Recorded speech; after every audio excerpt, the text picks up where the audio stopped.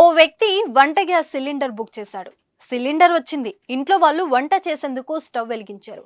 అయితే ఎంత ప్రయత్నించినా స్టవ్ వెలగడం లేదు. ఏమైందబ్బా, ఈ రోజే సిలిండర్ నింపించాం కదా, ఎందుకు వెలగడం లేదని బుర్రబద్దలు కొట్టుకున్నాడు యజమాని. ఎంతలా అంటే సిలిండర్ తీసి నేలకు కొట్టేద్దాం అనేంత విధంగా విసిగిపోయాడు. ఏం ఆలోచన వచ్చిందో ఏమో గాని చివరిసారిగా సిలిండర్లో గ్యాస్ ఉందో లేదో చూద్దాం అనుకున్నాడు. సిలిండర్ను ఊపి చూడగా నీళ్లలా శబ్దం వచ్చింది.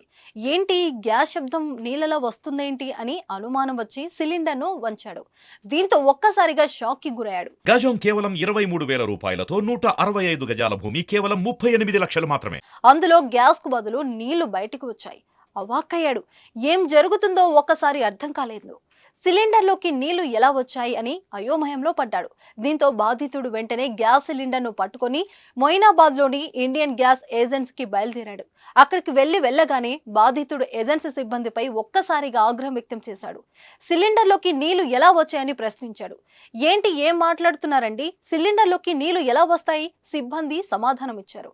అయితే ఇది మీరే చూడండి అంటూ ఏజెన్సీ వాళ్ళ ముందే సిలిండర్ నుంచి నీళ్లు వస్తుండటానికి చూపించాడు బాధితుడు. సిబ్బంది కూడా నోరెళ్లబెట్టాడు. అయితే వాళ్ళు తమకేం సంబంధం లేదని సర్ది చెప్పి మరో సిలిండర్ ఇచ్చి పంపించారు. ఇండియన్ గ్యాస్ ఏజెన్సీ నిర్వాహకుల తీరుపై బాధితుడు శేఖర్ ఆగ్రహం వ్యక్తం చేశాడు.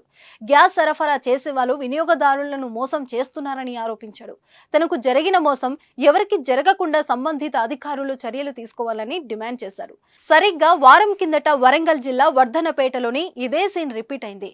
ట్విస్ట్ ఏంటంటే ఇక్కడ కూడా ఇండియన్ గ్యాస్ ఏజెన్సీకి చెందిన సిలిండర్ నుంచి నీళ్లు వచ్చాయి. వర్ధనపేట పట్టణానికి చెందిన ఆకుల సత్యం అనే స్థానికుడు ఇంట్లో ఈ ఘటన జరిగింది.